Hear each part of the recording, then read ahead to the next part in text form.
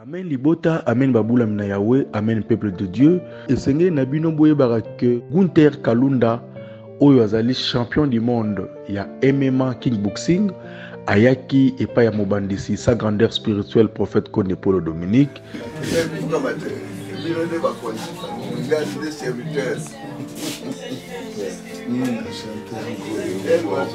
Merci beaucoup. Champion du monde. Tango babandaki koya kozwa lipamboli na matete na nunga sa grandeur spirituelle ayebisaka ye ke okozala champion du monde un jour okobima libanda ya mboka okobunda bakomba mpe okomema bamedaille basentire mpe okotombola lokumu ya sport mpe ya discipline na yo libanda ya mboka ekokisama nyonso kaka ndenge mobandisi alobaki na yango ayaki mpona koremercier papa na encadrement spirituel na bango mpe ayaki mpe po azwa lipamboli mpa ya moto na nzambe mpo na ane oyo na mars 2023 akobunda so mobange na komba ya ceinture na États-Unis dans le cadre toujours ya kickboxing na MMA. Amemaki ba projet ebele epa ya mobandisi po azwa quand même orientation mpe mobandisi aorientaki ye apesaki lipamboli mpe boyoka ndenge ye moko champion Gunther alobaki.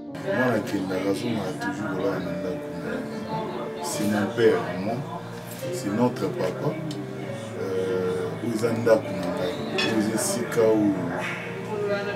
Sika biso pe tout ça la bakisi na biso ne bakanisa. Côté aller voir des rois nganga ya banga.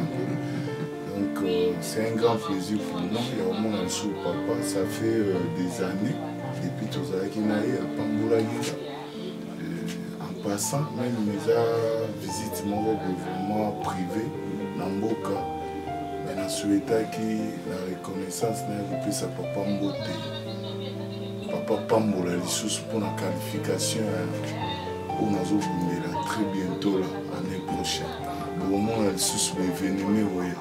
sa grandeur spirituelle prophète Konde Polo Dominique qui passe qui malobate alobaki boy parce que la